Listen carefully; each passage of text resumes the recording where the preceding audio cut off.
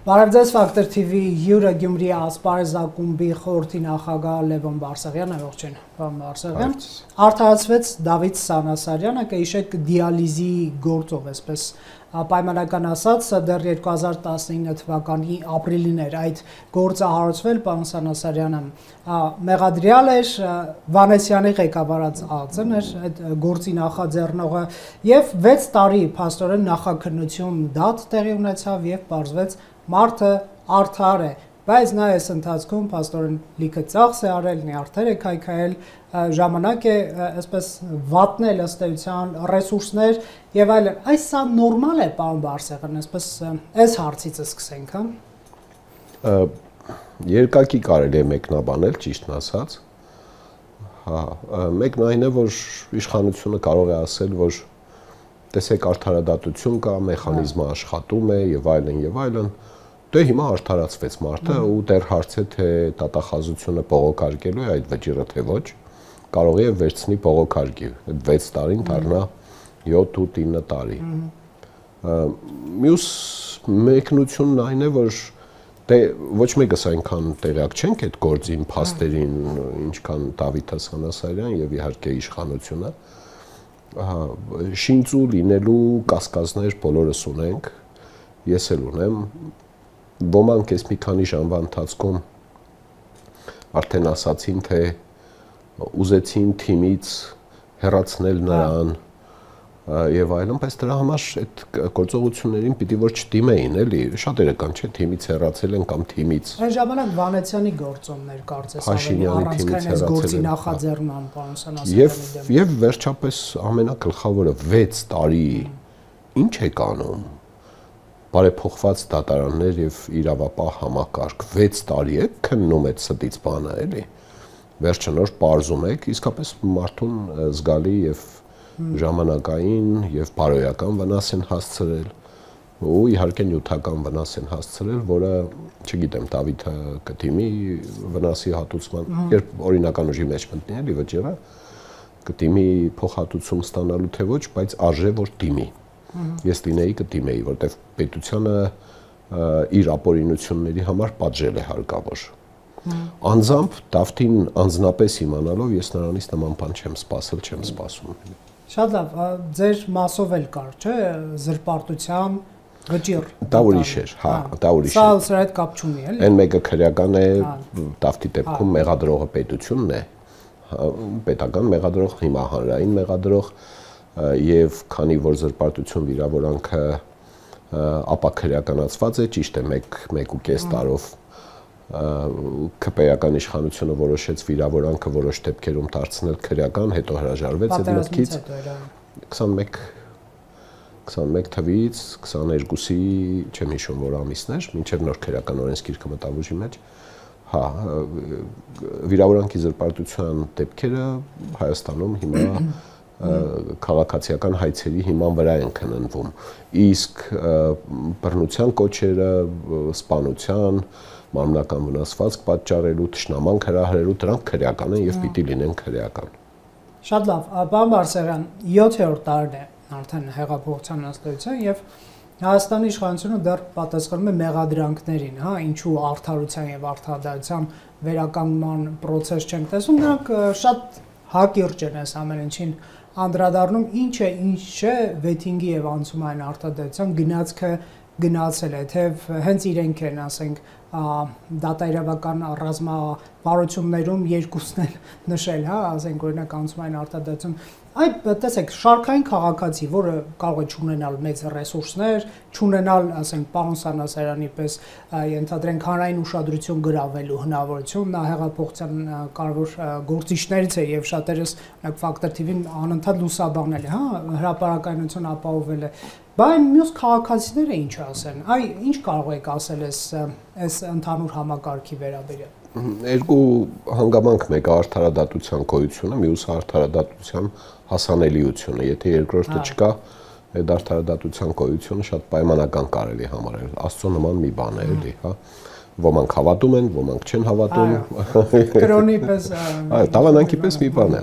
Աստծո պայմանական իմաստով, լայն իմաստով։ Հա, այդպես բոլորը չէ որ ունեն այդ համբերատարությունը, նյարդերը միջոցները կամավոր ծառայություններ մատուցող իրավաբաններ, փաստաբաններ, ինձ էլ են ահագին օգնել մարդիկ։ Ես երախտապարտ եմ նրանց, ովքեր իմ բոլոր դատական գործերում անբարձրատույց մասնակցել են եւ իրավաբանական ծառայություններ են մատուցել։ Նույն Սարի թաղի գործով դուք էլ կարճ ժամանակ Սարի թաղի այդ գործը դեռ բաց է իդեպ, հա։ Դեռ դատապարտվելու հնարավորություն ունեք։ Սասնացրերի զինված ապստամբության ժամանակ 2 անգամ ձերբակալեցին։ Սարի թաղից հետո չձերբակալեցին, մինչև դեր եղել։ Հա։ Տանագս մոտս չէ, ծալովի փոքր տանագի համար, հա։ Շատ վատ է իհարկե, որ իշխանությունը չկարողացավ ապահովել արդարադատության իրական բարեփոխում, անընդհատ պատճառաբանություններ է հորինում դրա համար եւ ես որևէ հույս չունեմ, թե Փաշինյանի իշխանությունը երբևէ կկարողանա Հայաստանի քաղաքացիների համար ապահովել իրական գործող արդարադատության համակարգ, որը նաև շեշտում եմ հասանելի լինի մարդկանց։ Հանրային պաշտպանի ինստիտուտը, որը գործում է մեր երկրում, որի վերաբերյալ մենք ժամանակին նաև հետազոտություն ենք կատարել, չունի այն արդյունավետությունը, ասենք ծերի բանը կարող է լավ չաշխատել, էլի վատ է աշխատում, այս է ամբողջ պատճառը ստիում, բանավանդ այդ մարդիկ ծանրաբեռնված են։ Ինչքան ուզում եք աշխատավարձերը բարձրացրեք, հետո ուրիշ բաներ կան, հարակցություններ կան, այս խնդրի փաստաբանների պալատի միակ եզակի եւ բացառիկ լինելու հանգամանքը, ինչի՞ պիտի երկրում փաստաբանների համախմբությունը լինի միակը, որպես իրավաբանական անձ։ Ինչու՞, ով է հորինել։ Բարեբախտաբար ես այդ համայնքի անդամ չեմ եւ իմ կարծիքը կողքից է, անշահախնդիր է եւ չեզոք է։ Ունեմ բազմաթիվ փաստաբան ծանոթներ եւ ընկերներ, ընկերուհիներ։ Ինչու՞ պիտի այլընտրանք չունենան փաստաբանները միավորվելու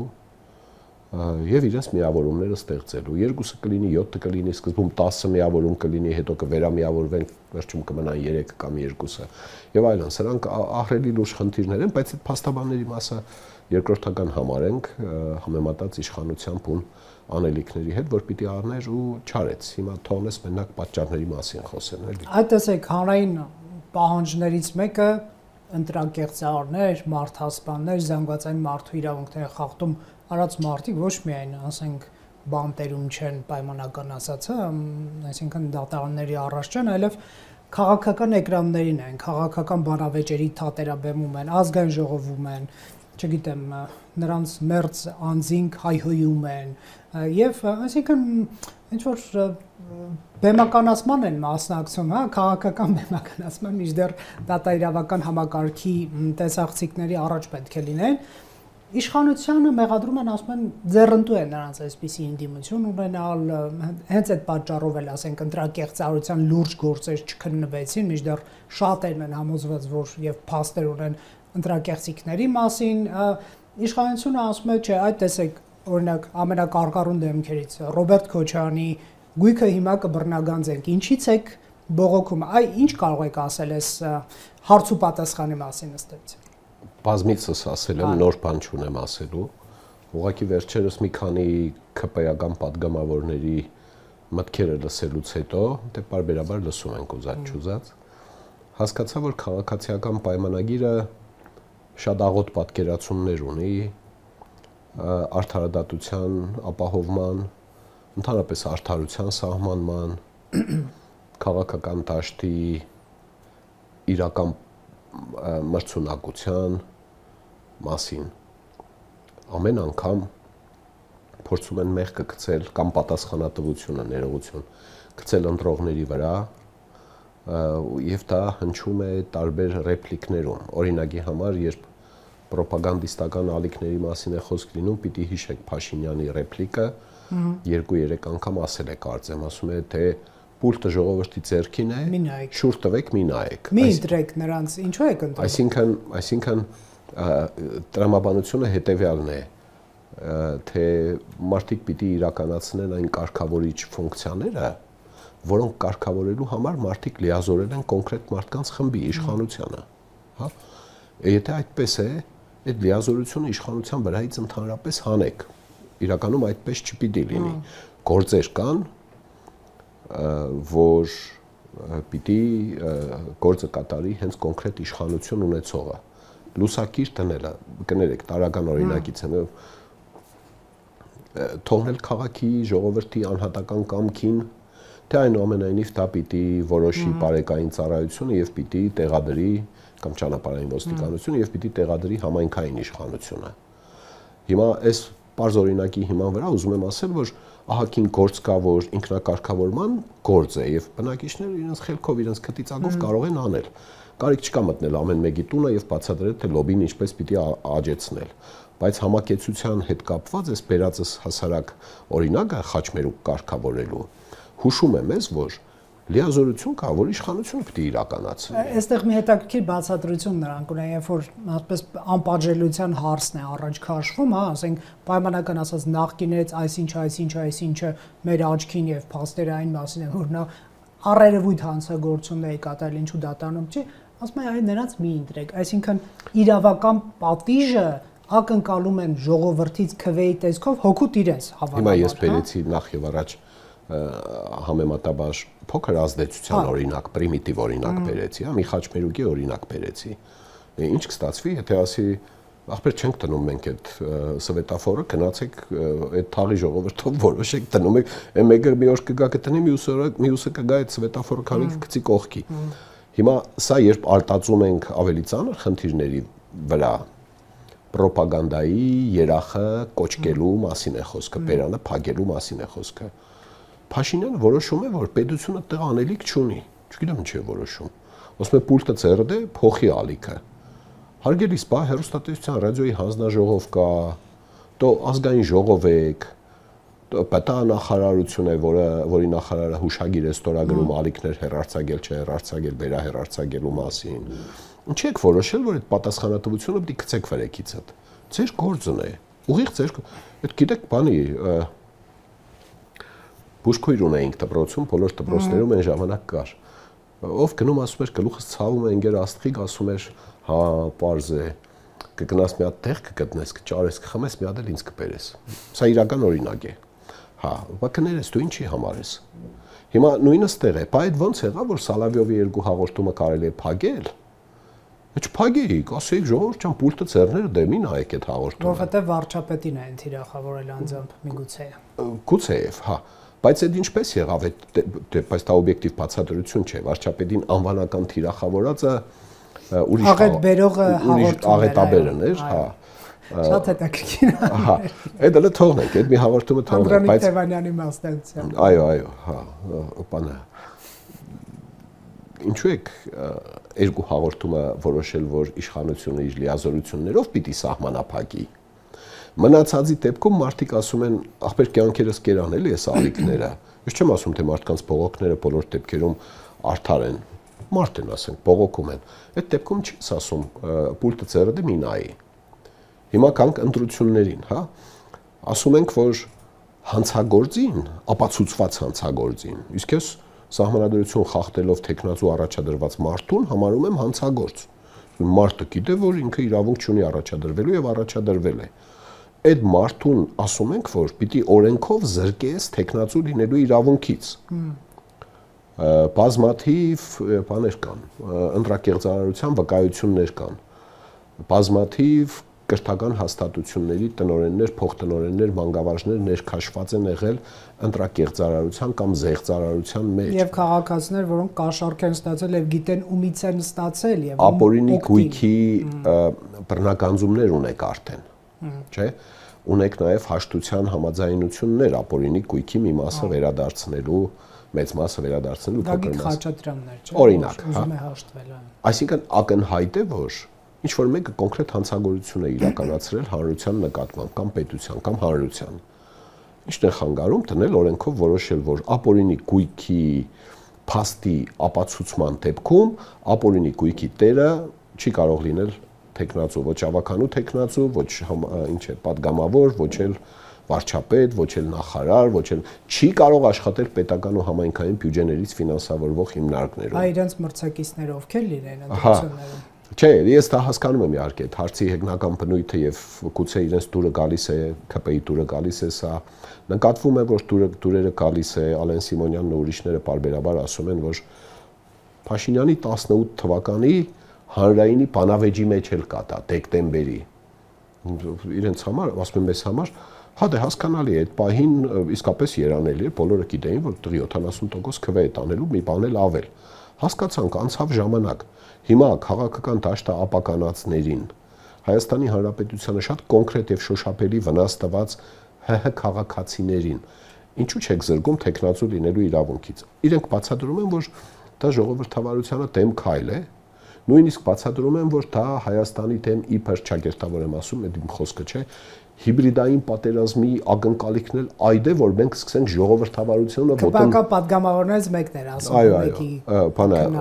որ մենք ուզենանք ժողովրդավարությունը ոտնձգել։ Քաղաքական ուժերը հավասար իրավունք պետք է ունենան, չեն հասկանում, որ հարգելիս քաղաքական ուժ համարվելու համար դեռ բավարար չէ, որ ինքը պետրեգիստրում գրանցված լինի որպես կուսակցություն։ Ուզում եք շաբաթը մի հատ գրանցենք այնտեղ, բայց դա դեռ քաղաքական ուժ չէ, կեղծ քաղաքական ուժ, մերձ քաղաքական ուժ, այս երկուսը պետք է խաղից դուրս գան։ Պետք է հեռացվեն դրանք։ Շատ կոշտ եւ օրինական մեթոդներով։ Հիմա իմ ասածները գուցե ոմանց կթվա դրակոնային մեթոդ, սարսափելի անտանելի, բայց կներեք, դուք չեք կարող ժողովրդավարությունը պաշտպանել, երբ ժողովրդավարության թեմ խաղի մեջ են մտել մեզնից թալանած փողերով մարդիկ կամ մարդկանց խմբեր։ Էս է։ Այդ ինչու որոշ դեպքերում դուք պետք է ձեր լիազորությունները կատարեք, իսկ որոշ դեպքերում ասեք, դե թող ժողովուրդը որոշի։ Գնայք, այստեղ մի շատ կարևոր հարց կա։ Նման խմբերը փորձը ցույց է տալիս, որ ժողովրդավարական գործիքների օգտագործումով կարող են վերցնել իշխանություն եւ դա ուզուրպացիայի մեծ վտանգ է իրենից ենթադրում, այսինքն իրենք տարբեր խմբերով մասնակցում են ընտրություններին, ինչ որ ալգորիթմների վրա են մանիպուլյացիաներ անում, տեսակ Ռումինիայում, Ռուսաստանից հիմնականում այսպես սոցցանցերի ալգորիթմների օգտագործումը տեխնացու են առաջ մղել։ Եվ այս խմբերը, այսինքն ժողովրդավարական ճանապարհով կարող են գալ իշխանության եւ ուզուրպացնել, այսինքն ԿՊ-ն ըստ էության սրա մեջ կարծես խնդիր չի տեսնում, հա, այսինքն եթե ժողովուրդը ընտրում է, թող գնա ընտրի, ասում են նրանք։ Քաղաքացիական պայմանագրի հատկապես վերջին երևի 2 ամիսների ինքնավստահությունը զարհուրելի ծավալներ ունի։ Այո, 50+ ձայն ենք հավաքում։ Հա, նույն բանը խոսում էին Գյումրու ընտրությունների ժամանակ իրենք։ Հետո տեսան, որ չէ, դու մի ասա Վարունգը այն դասականի ասացի նման հակառակ ուղղությամբ աճելու խասյաթ ունի։ Հիմա չգիտեմ ինչի վրա է հենված իրենց այդ սուպեր ինքնավստահությունը։ Երևի թե ունեն 1 տարվա աշխատանքային պլան, օրեցօր լրատվական հոսքերում ավելացնել ապօրինի գույքի վերադարձի, նախկին պաշտոնյաներին մեղադրանք ներկայացնելու լրատվության եւ գործունեության պլան։ Պիտի ներկայացվի, հանցագործները պիտի լինեն բանդում, ինչպես ասում են կինոյի հերոսը, հա, եւ ապօրինի գույքը պիտի վերադարձվի, սա հարց չէ։ Երևի մտածում են, թե այս 1 ամսվա ընթացքում այդ իրենց լրատվական հոսքը 1 տարվա ընթացքում այդ լրատվական հոսքը կարող է նպաստել իրենց վարկանշի այնպիսի բարձրացման, որ իրենք կարող է առաջին իսկ ռաունդից 50 ավելի տոկոս տանել եւ չկարողանան մյուսները միավորվել եւ գերազանցել իրենց, բայց դա ոչ մի կերպ երաշխավորված չէ։ Մանավանդ երբ ես ուշադիր հետևում եմ, տեսնում եմ նախկին պաշտոնյաների կամ նախկին նախագահների լրատվական պատմույթները, խոսույթները, զրույցները, իրենց լրատվամիջոցների խոսք ու զրույցը նկատում եմ, որ շատ լուրջ արշավի են պատրաստվում, որպեսզի կարողանան վերադառնալ իշխանության ու քաղաքացիական պայմանագիրը, եթե Փաշինյանը, եթե խելքերը գլուխները չհավաքեցին, իսկապես կարող է ազգային ժողովի ընտրությունների արդյունքում կրկնվի Գյումրու ավականու ընտրությունները։ Մասնավորաբար քաղաքացիական պայմանագիրը կարող է ստանալ հարաբերական մեծամասնություն, մյուսները կստանան ավելի ցածր քվեներ, բայց միավորվելու արդյունքում կարող են ստանալ կազմել այնպիսի կոալիցիա, որը կունենա մանդատների կեսից ավելին։ Ու ասել եմ մեկ անգամ, հիմա ուղղակի կրկնեմ, քաղաքացիական պայմանագրի առաջնորդները պիտի մտածեն, թե քանի րոպե են իրենք մնալու այդ падգամավորի կարգավիճակում։ Շատ լուրջ եմ ասում, առանց որևէ սպառնալիքի կամ ահաբեկման, ճիշտ այնքան ժամանակ, ինչքան պետք կլինի, որ ընտրված վարչապետի հրամանով ԱԱՑ-ից հասնեն մինչև իրենց գտնվելու վայր, ասենք ազգային ժողովի դահլիճ։ 10 րոպե, 13 րոպե, ինչքան որ պետք լինի, որովհետև այն կատաղությունը, ինչ ունեն նախկինները այս իշխանությունների վրա,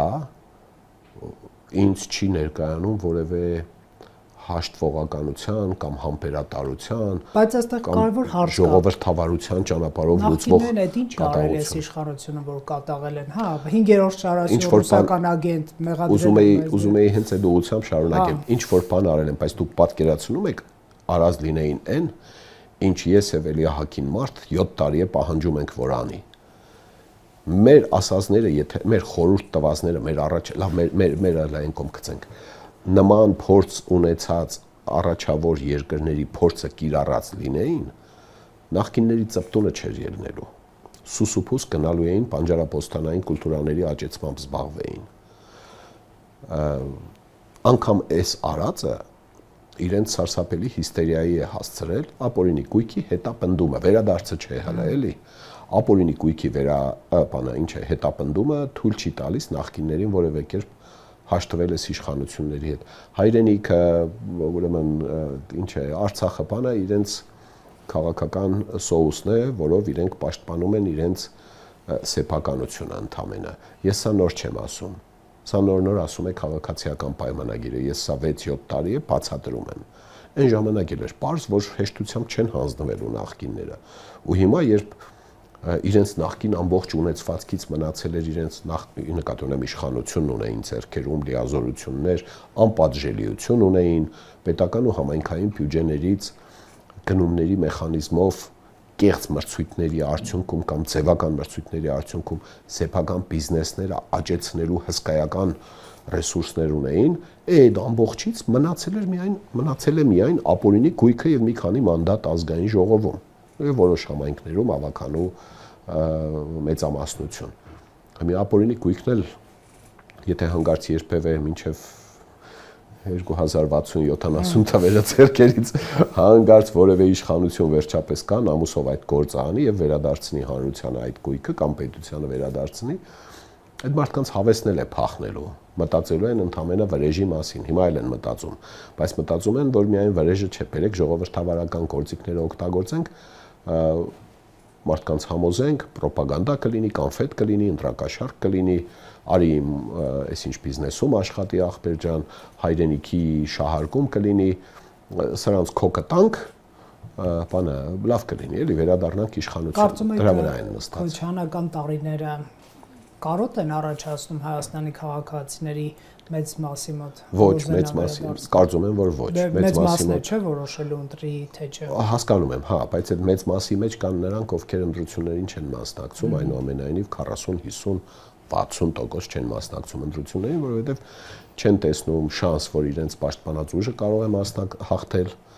համարում են, որ մրցակիցների մեջ չկա այն ուժը, որը իրենց կտա կենսունակ գաղափարներ, հույսեր կտա, սրանք լուրջ հարցեր են։ Եվ իհարկե մի շարք քաղաքական ուժեր, որոնք տեսնելով մի կողմից իշխանություն ունեցողների վարչական ռեսուրսով զինված արդեն սեփական լրատվամիջոցներով ու հանրային հեռուստատեսությունն ու ռադիոն իրենց օգտին օգտագործող իշխանական ուժ, մյուս կողմից տեսնում են ապօրինի փողերով ետքծած հանցագործ կապիտալով ֆինանսավորվող քաղաքական արշավ իրականացնող քաղաքական ուժեր, այն բազմաթիվ փոքր ֆինանսական միջոցներ ունեցող եւ լրատվամիջոցներ չունեցող շատ հաճախ քաղաքական ուժերի ձայնը այդ աղմուկի մեջ չի լսվում, չի լսվելու, շատերը չեն մասնակցելու։ Իսկ նրանք, ովքեր եղել են իշխանություն, իրենց հետ ունեն իմ կարծիքով մոտ մի 300,000 քվեի չափ կշիռ եւ դա լրջորեն շահկապված է իրենց ապօրինի գույքի հետ։ Ապօրինի գույքերում աշխատող մարդիկ եւ նրանց մերձավորների քվեները։ Հիմա երբ ԿՊ-ական падգամավորը կամ падգամավորները ասում են, թե Ազատ արդար ընտրություններ են, թող մարդիկ պատժեն կամ մարդիկ որոշեն։ Ձեր քվեով պատժեք նախկիններն։ Իրենք ուզում են ասել, թե ռոպագանդան նշանակություն չունի հանրային ընկալումների վրա, ոնց թե մեծ մարդ եք, լուրջ մարդ ես, падգամավորի տեղ եք տրել։ Եթե ռոպագանդան ազդեցություն չունի, ինչ եք Սալավյովի ալիքները փակել։ Հա, կամ բանը գերմանացիք բոլորը իբնե ֆաշիստ էին, հա, կամ ինչ էին անում, ամեն մեկին մահվան սպառնալիքով, ամեն գերմանացու 33-ից 40 քանի թվերին ասում էին, չէ, դու պետք է ասես, որ SSS ազգերը ստոր են, նվաստ են եւ պիտի ոչնչացվեն, թե դա անում էին ռոպագանդայի միջոցով։ Ովքեր էին Գերմանիայում ընտրում Հիտլերին։ Ովքեր էին ընտրում։ Ռոպագանդայի զոհերն էին ընտրում, թե իրենց բնածին իմաստնության եւ փիլիսոփայական խորության հիման վրա համոզված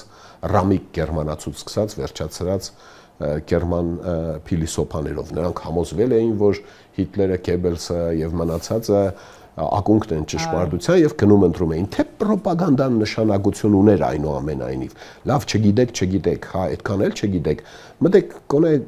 հանրագիտարաններ կան, կարդացեք էլի ռոպագանդան նշանակություն ունի թե չունի հանրային կամքի ձևավորման վրա, որ ասում են ազատ կամ արտահայտում, ազատ ընտրությունները, ազատ ընտրությունը մենակ ազատ քվեարկությունը չէ։ Այդ մարդու համոզմունքների ձևավորման ազատությունը ազատ ընտրության ամենակարևոր բաղադրիչն է։ Պարոն Բարսեղյան, մի տեղեկություն բերեմ, կենասներ ինչպես ասում են, կհաղթանան, այո, կթանկանան, ոնց են ասում, թե խոր չէ դա շաքար օգտագործել, դա շատ վնասակար է։ ԱՄՆ-ՊՆ հետախուզությունը հայտնում է, որ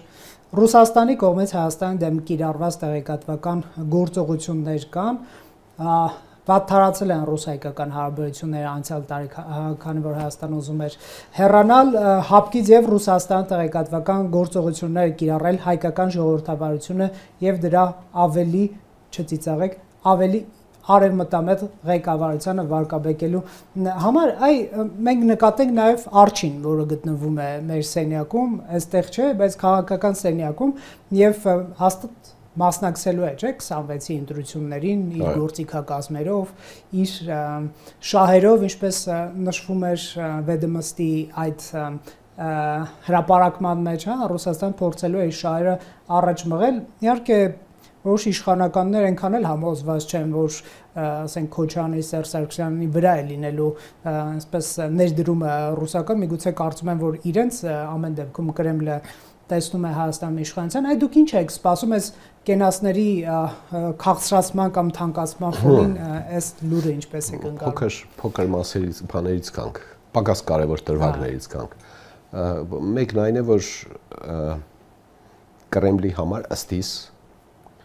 Կրեմլահաճո ընդդիմությունների կամ ընդդիմադիրների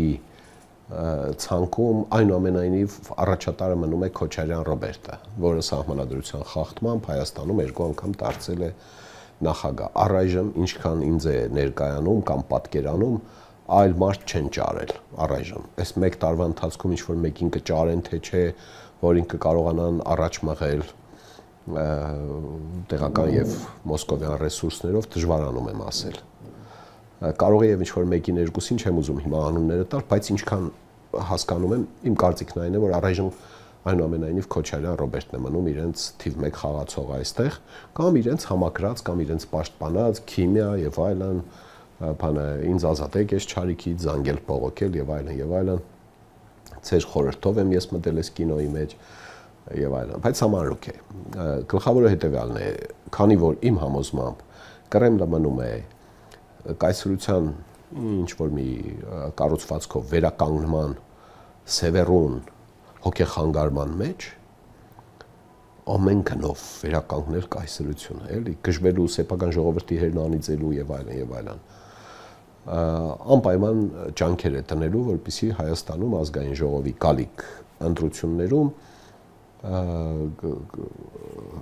իր յուրայինները, մերձավորները կամ կրեմլահպատակները, այսպես ասած,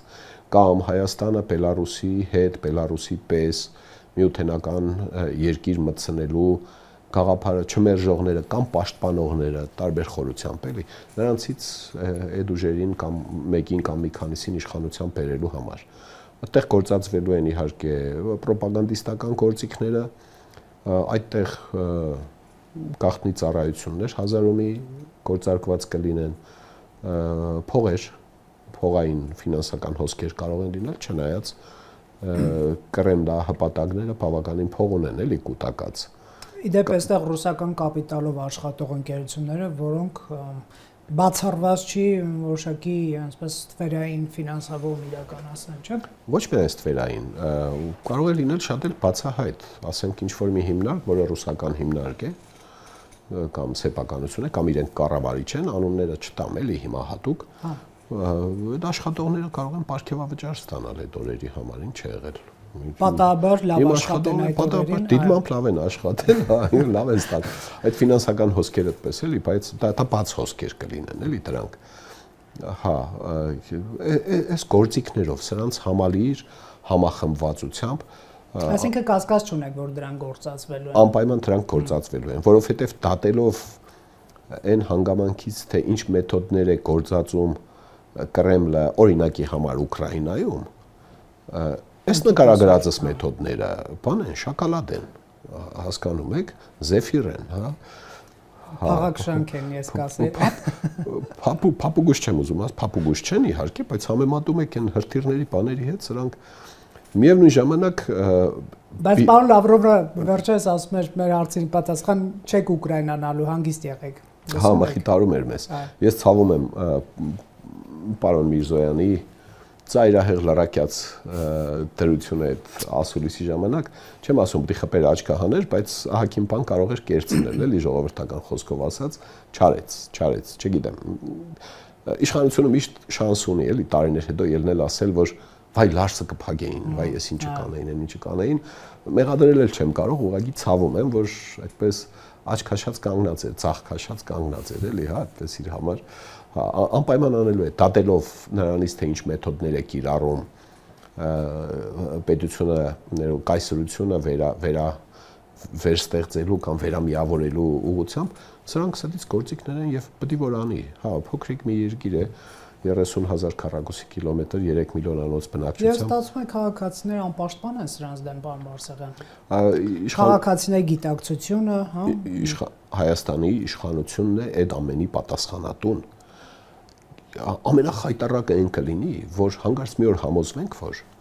իշխանությունները կամ հենց Փաշինյանը չի հասկանում սա, չի ընկալում, էլի, չեմ մեղադրում, չեմ վիրավորում, չի պատկերացնում այդ ռիսկի ծավալը, ինչպես չի պատկերացնում այն падգամավորը, որը այն օրը հանրայինի եթերում այն բաներն էր խոսում, թե թող ժողովուրդը որոշի, մենք ժողովրդավարությունը չենք խաթարելու։ Ոնց թե մարդը հանցագործ եկել է հետը ուզում է մրցել ջեբը լիքը փող կերցնում ու կաշառում է մարդկանց, դու ասում ես ժողովուրդը ընտրի, այդ ու ժողովրդին երբ ես դարձրել քաղաքականապես հասուն, հա, ընդհանրապես ժողովրդի կամքը, բան չթերակնահատել, իհարկե համաձայն եմ բոլորովին, բայց այդ կամքը ինչպես է ձևավորվում, լավ։ Ամենախայտառակային կլինի, որ եկուս մյուս օր պարզվի, որ Փաշինյանն ու իր մերձավոր շրջապատը, վերնախավը, ԿՊ-ի չի պատկերացնում այս խնդիրները։ Կամ էլ ԿՊ-ի կողմից է շանտաժ քաղաքացիներին, որ եթե չեք ուզում նախկինները վերադառնալ եւ մեզ տանեն միութենական պետություն, ընտրեք մեզ։ Այ շատ չոր է։ Փորձեք պատկերացնել շանտաժային դրամաբանություն է։ Հա, բայց այդ նայեք ախր, նույնիսկ այդ շանտաժի կամ բանի շահարկման, հա, թե բանը, եթե մեզ չընտրեցիք կգանեն այլանդակները։ Պետությունը կործանվելու է, կամ մեզ ընտրեք, կամ պետությունը կործանվելու է։ Okay, դա հասկացանք, բայց փաստացի քվեների կշռի անալիզ անում ես հարգելի պետություն, պետական իշխանություն։ Երբ ես շեշտում եմ, որ ապօրինի գույքի մեջ աշխատող մարդիկ էապես կապված են գույքի տիրոջ հետ, ունեն համակրանք։ Գիտեն, որ հանցագործ է, բայց ունեն համակրանք, հասկանում եք, եւ այդ հանցագործություն ձևակերպումը իրենք սրբագրում են իրենց ուղեղներում եւ իրենց միջավայրում։ Օրինակ, ով չի թալանե, բանը կոռուպցիա կար, զատո Արցախը մերն էր, բաման, հասկանում եք այդ սրբագրումները։ Կամ եթե չեն էլ սրբագրում։ Ղոչաղ տղա էր, բա ինչ է։ Կամ եթե չեն էլ սրբագրում, ասում են, ախպեր մեր փողը ստեղից է։ Տղա ջան, հոշկուրի աղջիկ, մոշկուրի տղա։ Իմ ռոջինգը գալիս է, այս անդեր բիզնեսի մեջ եմ ես աշխատում, բաժնի պետ եմ, տո չգիտեմ, իրացման ինչ է անունը։ Իրացման բաժանմունքի ղեկավար եմ, մենեջեր եմ, դեռ եսի ինչ եմ, հա հասկացանք, հանցագործ է, բայց պետք է իրան պահենք էլի, որ թե չէ ապօրինի գույքը, ապօրինի ասում է սրիկա իշխանությունը եւ այլն եւ այլն։ Դա շատ կոնկրետ քվեների ծավալ է ախր։ Հիմա որովհետեւ շատ սարուծոր չընկնենք, ես միշտ բերում եմ Գյումրու ավականու ընտրությունները։ Այդ սուպեր ինքնավստահությունը, որ գազ էր տալիս, քշում էր, խեղդում էր ԿՊ-ն, վերջում տեսավ ինչ է ստացվում։ Ճիշտ է, ազգային ժողովի դեպքում կայուն մեծամասնության բանալին առայժմ ԿՊ-ն պահել է իր ձեռքում, բայց դա դեռ փրկողակ չէ։ Կարող է ստացվի այնպես, որ իսկապես ստանա 40%, 37%, 39% ստանա Գյումրիում տարած հարաբերական մեծ, Երևանում տարած հարաբերական մեծամասնությունից ավելին։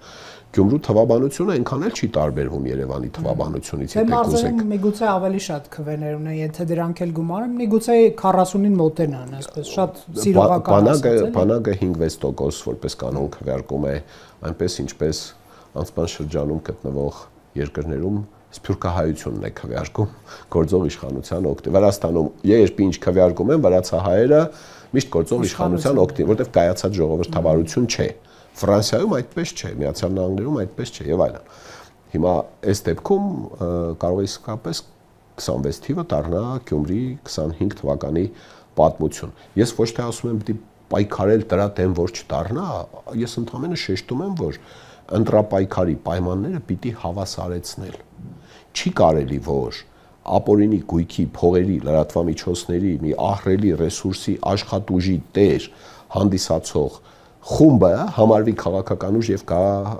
փորձի իբր թե հավասարի պես պայքարել, սա շատ մեծ միամտություն է։ Ծայրահեղ մեծ միամտություն է։ Այս մակրումը զտում է ընդհանրապես, հա, սև կապիտալի դերակատարության զտումը, կոյուղի մեդիայի ապօրինի եկամուտների չեզոքացումը կամ վերացումը։ Այս իշխանության առաջին գործերից մեկը պիտի լիներ։ Չի արել, չի հասկացել։ Կամ մտածել է որ դե հասարակությունը կգնահատի իր ջանքերը, ժողովրդավարություն է բերել մեզ բոլորիս, բաստիոն է սարքել պարոն Փաշինյանը, արդեն մարդիկ, որոնք ընտրակաշառք են վերցրել, բաժանել են, դպրոցներում 10-ով շիկ դիրեկտոր են եղել, հիմա կասեն լավ դե, այս ինչ լավ հրաշք էր մեզ համար։ Իսկ հարցրել եք այդ մարդկանց համար ժողովրդավարությունը ինչ է, լավ բան է թե վատ բան է։ Հակակոռուպցիոն կոմիտեն իրենց համար լավ բան է, լավ աշխատող հակակոռուպցիոն կոմիտեն, պայմանական լավ աշխատող, իհարկե իրենց համար վատ բան է։ Այս ինչ կարակն ենք, հասկացանք, լիքը գործեր են բացահայտվում, բաներ են եղնում եւ այդ խմբի մարդիկ, ովքեր շահկապված էին նախկին իշխանությունների հետ եւ նախկին իշխանավորների հետ, ատելով ատում են ժողովրդավարությունը, մարդու հիմնարար իրավունքների պաշտպանությունը, կոռուպցիայի դեմ պայքարը, հետնել ելնես ասես, դե թող ժողովուրդը որոշի։ Այ հարգելի ժողովուրդը քո ազգու երամը չէ։ Ժողովուրդը շատ բազմակարծիք տարբեր մոտեցումներ ունեցող։ Դեռ ԿՊ-ն կոնկրետ շահ ունի։ Ժողովուրդը որոշի, չընտրի նրանց, ընտրի մեզ։ Այսինքն քաղաքական շահի է վերածվում։ Բայց հո ասելով չէ, Գյումրիում ժողովուրդը չորոշեց։ Իրենց իմացած ժողովուրդն է, չէ Գյումրիում որոշ։ Երևանում ով է որոշել ներողություն։ Իշխանությունն ու պրոիշխանական մեկ ուժը իրար հետ տարել են քվեների կեսից պակաս։ Վերջացավ։ Ժողովուրդն է որոշել։ Իհարկե ժողովուրդն է որոշել, բայց մի բերեք նայենք էլի խորը ժողովուրդ ասելով հո չէ, այդ ժողովուրդը խո մեկ անհատ չէ, պարոն Ռոբերտը չէ Անանյան կամ Լևոնը։ Այդ ժողովուրդը շատ բազմազան է, դրանց սպեկտրալ անալիզով պետք է անի։ Հələ մի հատ հասկացեք էլի, այս մարդիկ չեն գնում ընտրության, ինչի չեն գնում։ Այս մարդիկ Քոչարյանն են ընտրում, ինչի են ընտրում։ Եվ այլն, եւ այլն։ Երբ նայում ես, դե կոնե լավ ոչ մի բան չես նայում։ Երևանի ու Գյումրու թվաբանությունը կոնե նայում ես։ Եթե այդ թվաբանությունը դու նայում ես ողջամտորեն տրամաբանորեն պիտի վարկած ունենաս 26 թվականի ԱԺ ընտրության կամ երբ որ քեզ թիրախ ես հայտարարում նախկիններին,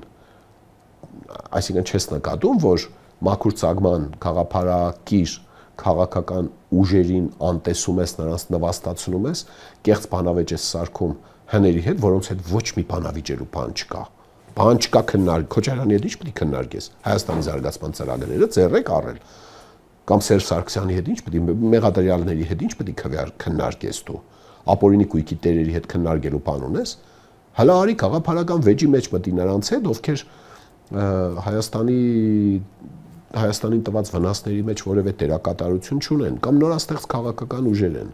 անհատներ են որոնք ոչ մի քաղաքական անցյալ նախկինում չբայց գաղափարներ ունեն մարդիկ Նրանց հետ կարող ես բանավիճել, չես կարող բանավիճել, քննություն չես կարող բռնել։ Դրա համար էլ արհեստականորեն թիրախավորում են նախկիններին, որտեղ հեշտ է հաղթել, էլի, թույլին հաղթելը հեշտ է։ Իսկ նրանց դու տեղյակ չես ուժեղ են թե թույլ են։ Նրանց հետ դու չես կարող գաղափարական վեճի մեջ, կարող է մտնես հաղթես, օքեյ։ Կարող է վեճի մեջ մտնես եւ ոչինչ չստացվի։ Մարդիկ ասեն, այ մարդ, այս նոր ուժերը ինչ որ բաներ են ասում, որոնք վաղուց պետք է արած լինեին։ Ու չես արել։ 7 տարի բաներ են ասում, 7 տարուց առաջ են 20 տարի լյուստրացիա են ասում։ Այս Սերժիկին լյուստրացիա ասես ինչ անես, կամ Քոչարյան Ռոբերտի ժամանակ ինչ լյուստրացիա։ Լյուստրացված բրձած էին, էլի։ Հիմի պարոն Փաշինյան 26 թվին լյուստրացիա խոստանում եք թե չէ, մինչև հիմա չեք խոստացել, թե չարժե երկիրը խառնել իրար, հա, թող բաներն են, շանսը օգտագործեն աշխարհ, հոգնեցինք էլի, ինչքան կարելի է այդ հասարակ բաները։ Միասնական հանրությանը դե թող գնա մեկ-մեկու հնազանդ լինեն, էլի, ինչպես ասում են։ Շնորհակալ եմ հետաքրքիր խորհրդով վերջաբանի համար։ Factor TV-ում հյուրընկալել ենք Լևոն Բարսեղյան։